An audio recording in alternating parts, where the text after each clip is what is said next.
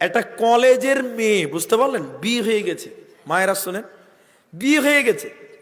তো একদিন কলেজের প্রফেসর মেয়েটাকে ডেকেছে, মা তুমি সামনে এসো।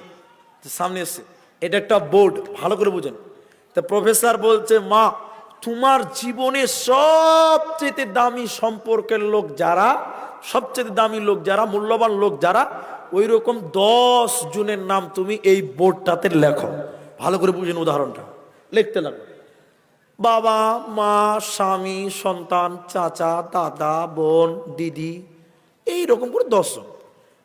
তখন প্রফেসর বলছে, এই 10 জন তোমার কাছে সবচেয়ে দামি পৃথিবীতে? বলে জি স্যার। তখন স্যার বলছে, এখান থেকে তুমি 3-4 জনকে বাদ দিয়ে দাও। 4 জনকে বাদ দিবে। তো মেয়েটার মাথায় ধাক্কা লেগে গেল, কাকে বাদ দিব এর মধ্যে রে, কাকে বাদ দিব? চাচাকে বেদ দিয়ে দিল, কাটলো চাচার নাম, চাচির নাম কাটলো, ভাইয়ের নাম কাটলো, বোনের নাম কাটলো। 4 জন মাইনাস, রইল 6 জন।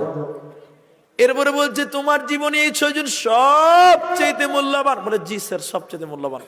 বলছে আরো 2 জনকে কাটে দাও, আরো 2 জনকে কাটো। এবার কাটবে কাকে? ধরেন শ্বশুরকে কাটলো, শাশুড়িকে কাটলো, 2 জন মাইনাস হলো। তাহলে 4 2 6, রইল 4 জন। এবার আছে বাবা মা সন্তান আর স্বামী। এবার বলছে এই 4 জন তোমার জীবনে সবচেয়ে সম্পদ, দামি সম্পদ তোমার? বলে হ্যাঁ। তখন স্যার বলছে, এ থেকেও তুমি 2 জনকে বাদ দিয়ে দাও। কাকে বাদ দিবে বলো? ছেলে স্বামী বাবা মা। তখন ছেলে এই 4 জনের কথা যখন বলছে, মেয়েটা কানতে লেগে গেল। এগুলো বিবেকে লাগবে? মেয়েটা কাঁদছে, কার কান্না থামাতে পারছে না, আর বোর্ড ধরতে পারছে না। মা তোমাকে লিখতেই হবে, এই 4 জন থেকে 2 জনকে ম্যানেজ করো। চোখের পানি মুছতে মুছতে, চোখের পানি মুছতে মুছতে বাবা কাটলো, মা কেটে দিল, রইল স্বামী আর সন্তান। কজন? স্বামী আর।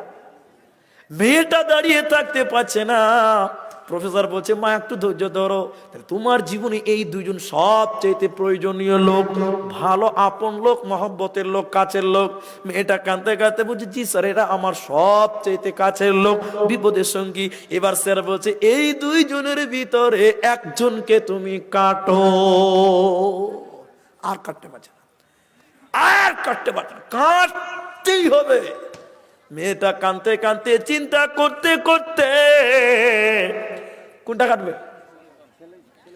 ছেলেটা কেটে দিল, ছেলেটার নাম এরকম করে কেটে দিল, মুছে দিল, থামতে পারছে না। স্যার এবার বলছে, বেটি রে, মা রে, তুমি তোমার সন্তান কাটলে স্বামী রাখলে কেন বলো? স্বামীর নাম রাখলে সন্তান কাটলে কেন?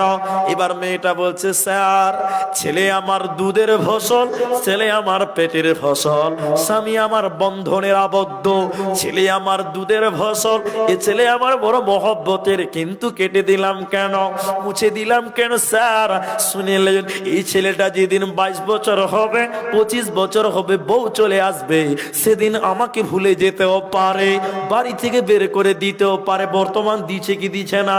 কিন্তু স্বামী এমন একটা সম্পদ, হয় ও মরবে না হয় আমি মরব, তার আগে 2 জনাকে ছেড়ে পালাবো না। এজন্য স্যার সন্তান কেটে দিলাম, স্বামী কাটতে পারলাম না। তখন স্যার বলছে, ভুল হলো মা, তোমার এটাও ভুল, শুরু থেকেই তোমার হিসাবটা ভুল ছিল। তুমি বলছো স্বামী তোমার বিপদের সঙ্গী, ভুল না। কুল্লু মান আলাইহা ফান, সব কিছু একদিন ধ্বংস হবে। স্বামী ধ্বংস হবে, সন্তান ধ্বংস হবে, ছেলে মেয়ে ধ্বংস হবে, মা বাপ ধ্বংস হবে, আসমান জমিন ধ্বংস হবে, পৃথিবীর কিছুই টিকবে না। কুল্লু মান আলাইহা ফান, একটা জিনিস তোমার ধ্বংস হবে না, একজন ধ্বংস হবে না, তিনি হলেন স্বয়ং আল্লাহ। অতএব তুমি আল্লাহর সঙ্গে প্রেম করো, আল্লাহর সঙ্গে প্রেম করলে তুমি ধোঁকা খাবে না। স্বামী ধোঁকা দিতে পারে, ছেলে ধোঁকা দিতে পারে, বাবা মা ধোঁকা দিতে পারে, কিন্তু আল্লাহ যেহেতু ধ্বংস হবে না, অতএব ধোঁকার প্রশ্নই জাগে না। বাবা মা একদিন থাকবে না, স্বামী সন্তান একদিন থাকবে না, কিন্তু আল্লাহ চিরঞ্জীব, আল্লাহ কোনোদিন ধ্বংস হবে না। অতএব পৃথিবীতে সুখে থাকবে, শান্তিতে থাকবে। থাকবে, প্রবলেম হবে না, সমস্যা থাকবে না। এক নম্বর, আল্লাহর সঙ্গে মুমিন প্রেম করো, আল্লাহর সঙ্গে ভালোবাসা করো। কুল্লু মান আলাইহা ফান, সব কিছু ধ্বংস হবে কিন্তু আল্লাহ ধ্বংস হবে না। এজন্য আল্লাহ বলেছে, যদি তুমি শান্তি চাও, ফিতনা মুক্ত জীবন গড়তে চাও, এক নম্বরে আহাব্বা ইলাইকুম মিনাল্লাহ, আল্লাহর ভালোবাসায় জীবন গড়ো। ওয়ার রাসূলি, আর নবীজিকে তুমি ভালোবাসো। ওয়া জিহাদিন ফি সাবিল, আর দ্বীনকে বাঁচানোর জন্য, কোরআনকে বাঁচানোর জন্য চেষ্টা করো, দ্বীনকে বাঁচানোর জন্য জিহাদকে প্রয়োজন মনে করো, জিহাদকে পছন্দ করো। এই তিনটা যারা মানবে না, দুনিয়াতে নারী পুরুষ, জমি জায়গা, ব্যাংক ব্যালেন্স, টাকা পয়সা, ব্যবসা বাণিজ্য, ছেলে মেয়ে, নাতি পোতা, বহু বেটে, এদের প্রেমে যদি পড়ে যাও আর আল্লাহকে রসুলকে জিহাদকে যদি ভুলে যাও, আল্লাহ বলছেন ফাতারাব্বাসু, এর মানে হচ্ছে অপেক্ষা করা। ফাতারাব্বাসুর অনেকটি মানে হয়, একটা বলছি অপেক্ষা করো। আপনাদের এই এলাকায় বেশ কিছু বক্তা আছে, আপনাদের এলাকায় জালালপুরের সাইকুল হাদিস বক্তা, আপনার কাতলামারির সাইকুল হাদিস বক্তা, শামসি বাদরুদ্দুজা বক্তা, অনেকটা বক্তা আছে। যাই হোক, তো মনে করেন আমি শামসিতে জালসা করে স্টেশনে বসে আছি, মনে করেন তো হঠাৎ করে মনে করেন কাতলামারির সদর ঢুকে গেল। ও কোথা থেকে জালসা করেন? স্টেশনে না হলো যে ওখান থেকে ট্রেন ধরে এই স্টেশনে নামবে, তো শ্রীপুরে নামবে, লোকাল ট্রেন ধরবে। তো রাত তখন 2:30 বাজে, তা আমি বসে আছি একাই। তো ওনার সঙ্গে গল্প হতে হতে হতে হতে যখন আমার ট্রেন চলে এলো গুয়াহাটি যাওয়ার আশা, ট্রেনে চাপলাম, কামরূপ এক্সপ্রেস মনে করেন। ও তখন একদম পড়াত করে আমার গালে একটা চর মেরে দিল। কোনো অন্যায় করিনি আমি, কোনো খারাপ ব্যবহার করিনি, খানো কাজ চর মারলো। কেন মারলো বলুন তো? ওর এলাকা ওর দম আছে, বুঝতে পারেন না? ওর এলাকা ওর পাওয়ার আছে। আচ্ছা, আমি তো বিদেশি লোক, আমি ওর সঙ্গে ঝগড়া করে পারবো? পারবো না।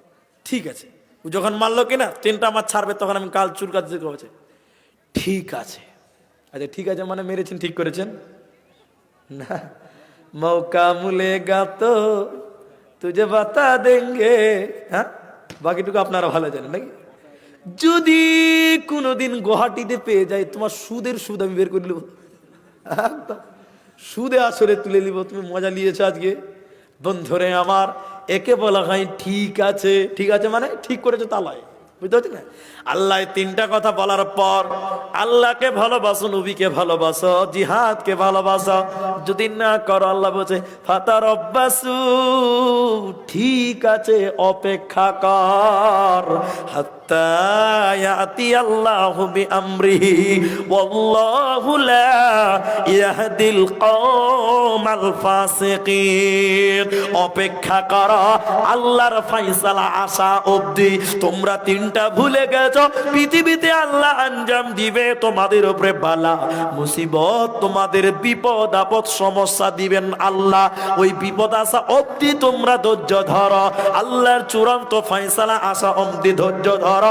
ওয়াল্লাহু লা ইয়াহদিল কওমাল ফাসিকিন, আর আল্লাহ ফাসিক কওমকে কোনদিন হিদায়াতের রাস্তাটা দেবে না, সোজা রাস্তা পাবে না, পাবে না, পাবে না। হে ভাবুক ভেবে দেখো, বসে নিরালায় গজব কেন রে দুনিয়ায়? ভেবে দেখেন, একবার ভেবে দেখেন। আজকে মানুষ এই তিনটাকে ভুলে গেছে, ভুলে নাই বাপ? বলেছি কি বলেনি? আসেন শেষের দিকে দাজ্জাল থেকে